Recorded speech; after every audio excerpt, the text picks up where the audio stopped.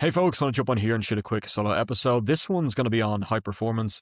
In the past, we've talked about another concept, performance. Nevertheless, I feel like we can get into this topic in a little more detail. That said, let's jump into the show. So, in a business context, quote, high performance, end quote, refers to organizations and people that consistently deliver exceptional results, outperform competitors, and sustain growth over time. A high performance business is one that achieves strong financial results, operates efficiently, adapts quickly to change, maintains a motivated, aligned team. Think of companies like Apple or Amazon. They consistently innovate while executing at scale, Key traits of high performance businesses. Number one, clear strategy and vision. Everyone understands the mission and goals. Leadership aligns decisions with long term outcomes. Number two, strong leadership. Leaders set direction and remove obstacles. Emphasis on accountability and ownership. Number three, high performance culture, results driven, but also people focused, continuously learning and improvement, psychological safety plus high standards. Number four, data driven decisions, use KPIs, that would be key performance indicators if you haven't heard of it before, and analytics to guide actions, measure what matters, revenue, customer satisfaction, etc. Maybe I won't make assumptions. Number five, agility and innovation, quick to adapt to market changes, encourages experimentation and calculated risks, common practices, OKRs, objectives and key results for alignment, regular performance reviews, cross-functional collaboration, investment in employee development. Examples of high-performance areas, sales teams hitting and exceeding targets, operations, low waste, high efficiency, customer experience, strong loyalty and retention, frameworks and thinkers. Peter Drucker, quote, what gets measured gets managed, end quote. Jim Collins, author of Good to Great. Andy Grove popularized OKRs. What it's not just, quote, working harder, end quote, not burnout culture, not short-term wins at expense of sustainability. It's not just about doing well consistently. It's about operating at the very top tier of your industry, where results, culture, and execution are all exceptional and hard to replicate. What is elite performance business? Question mark. An elite performing business dominates or defines its market, executes with precision and speed, attracts and retains top talent, builds systems that scale without breaking. Think of companies like Tesla or Netflix. They don't just compete, they reshape industries. What separates elite from, quote, high, end quote, performance?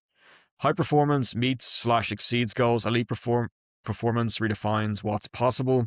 High performance, strong systems. Elite performance, systems plus innovation edge. High performance, good leadership. Elite performance, exceptional visionary leadership. High performance, competitive. Elite performance, market leading or category creating. High performance, efficient. Elite performance, relentlessly optimized plus bold. Core pillars of elite performance. Number one, relentless focus, few priorities, executed exceptionally well, no wasted effort. Number two, talent density, only top performers on the team, inspired by Netflix's, quote, A player, end quote, philosophy. Number three, speed plus precision, fast decisions without chaos, clear ownership and accountability. Number four, continuous reinvention, always evolving before the market forces it, seen in Amazon's constant experimentation. Number five, mental toughness culture, high standards, high resilience, feedback is direct, frequent, and constructive. Behaviors you'll notice, meetings are sharp, short, and decisive. Just a quick note on feedback. I think there's there's one framework that comes to mind, but I think great to be positive with feedback as well. Behaviors you'll notice, meetings are sharp, short, and decisive. Metrics are transparent and tied to outcomes. Underperformance is addressed quickly. Leaders spend time on thinking, not firefighting. The trade-off, elite performance often requires higher pressure environments, tough hiring/firing decisions, constant change and discomfort. It's powerful, but not every business needs to operate at this level. Simple way to think about it: low performance surviving, high performance succeeding, elite performance dominating plus redefining.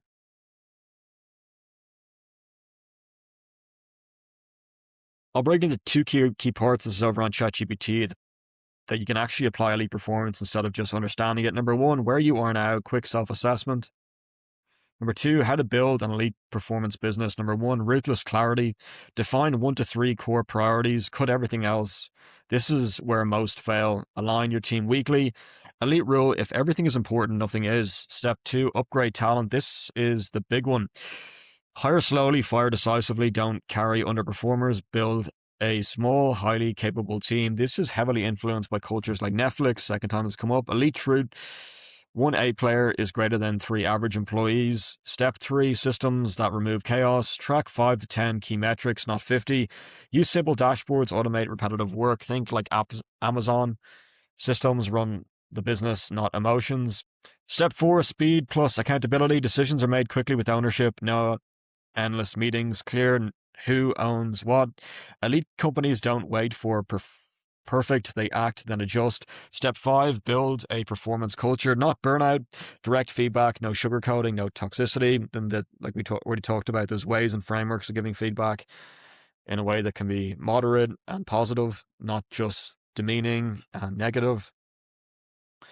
As I mentioned, no toxicity, no sugarcoating, but there is ways. Won't talk about it here. High standards plus support, reward outcomes, not effort alone. Inspired by thinkers like Jim Collins.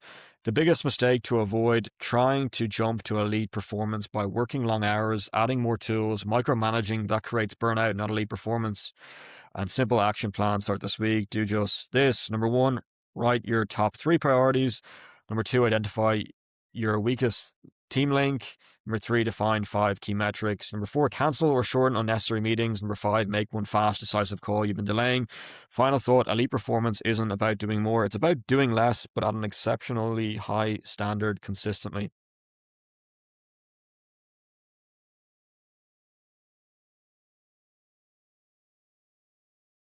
I'll give you a real world founder playbook you can start using immediately over in ChatGPT. Number 1, morning or elite founder daily operating system. Number 1, morning control before chaos. Don't know if that maybe sound a bit narcissistic there, but yeah, I'd find it's interesting that, yeah, this is from ChatGPT, by the way. Let's get into it. Elite performers don't start reactive, they start intentional. What to do? Write your top 3 priorities only. Ask what actually moves the business forward today. Block 2 to 4 hours of deep work, no interruptions. Many top operators inspired by people like Elon Musk time block aggressively. Number 2, midday, execute and decide fast. This is where elite founders separate themselves. Rules make decisions at approximately 70% certainty. Don't wait for perfect. Delegate outcomes, not tasks. Kill low value work immediately. Speed is greater than perfection. Number 3, team calibration, short plus sharp. 10 to 15-minute check-ins, focus only on priorities, blockers, accountability, no long meetings, no fluff. I would say, I think there's a time and place for long meetings and a bit of fluff, but maybe not for elite performance.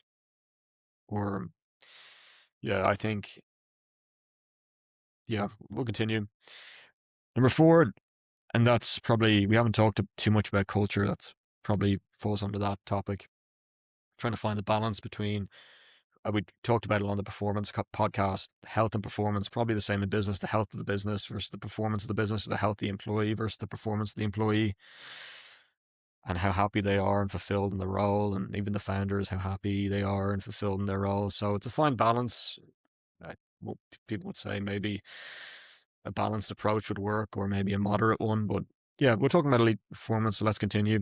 Number 4, numbers obsession. Elite founders are obsessed with the right numbers, track revenue, profit margin, customer acquisition cost, conversion rate. Think like Amazon. Data drives decisions, not feelings. Number 5, evening, reflection plus reset. Ask yourself, what moved the needle today? What was a waste of time? What will I do better tomorrow? This is often how elite performers improve daily, not yearly. Weekly elite habits, cut one thing that doesn't matter anymore. Have one uncomfortable conversation, performance, strategy, etc. Review your team. Who is raising the bar versus lowering it? Question mark. Think time, 1 to 2 hours alone, no distractions. Brutal truth, most people avoid this. To reach elite level, you will likely need to outgrow certain people. Say no more than yes. Operate with discomfort regularly. That's normal, not a red flag. Very interesting. Again, this is ChatGPT. If you want this tailored to you, let's talk about a startup, for example. I'll go over to Gemini.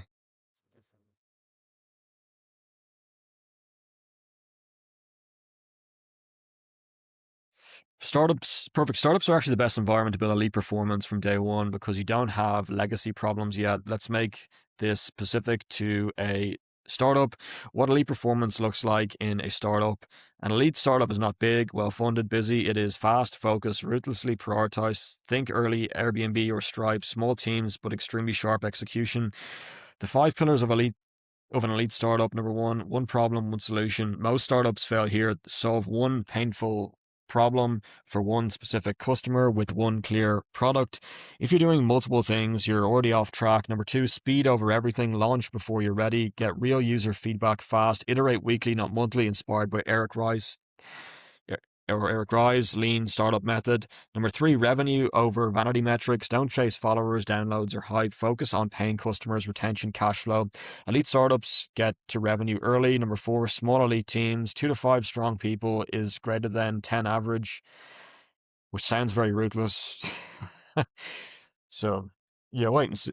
Everyone owns outcomes, moves fast, thinks, not just executes. Early teams at Stripe were known for this.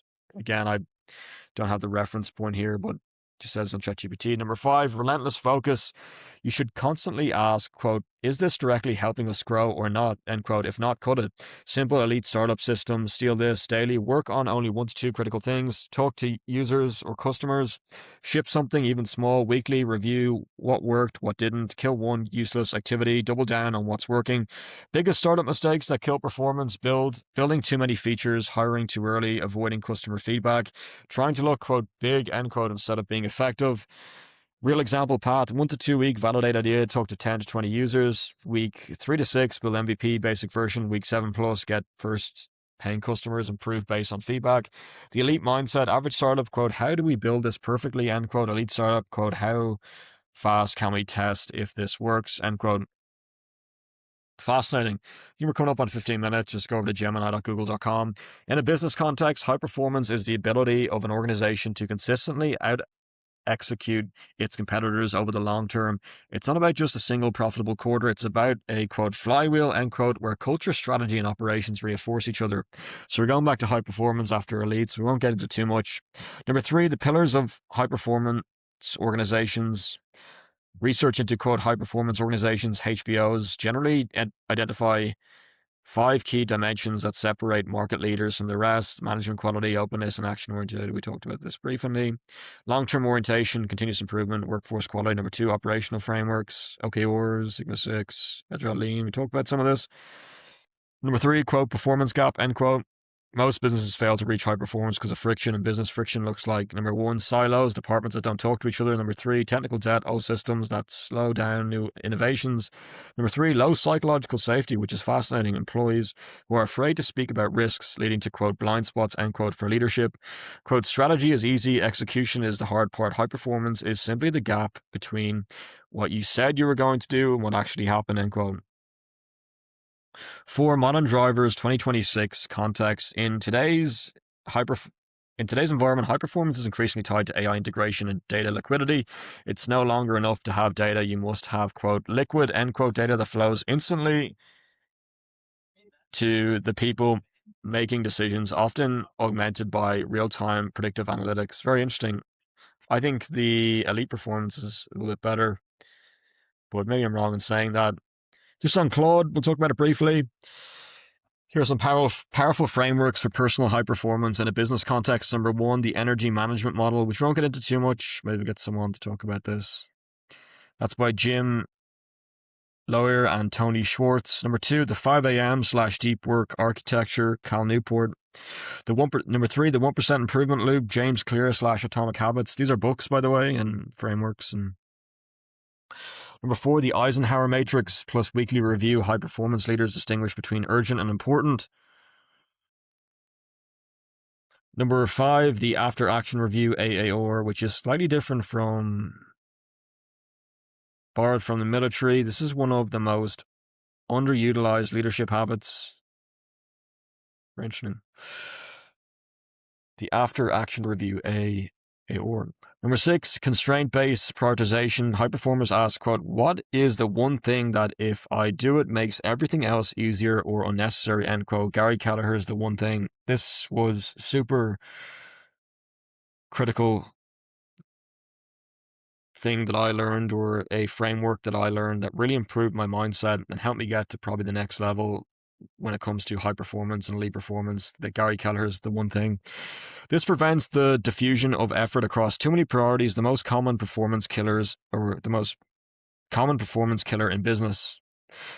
The meta principle across all of these, high performance isn't about doing more, it's about ruthless clarity on what matters, protecting the inputs that sustain your capacity, and building systems so good decisions happen automatically.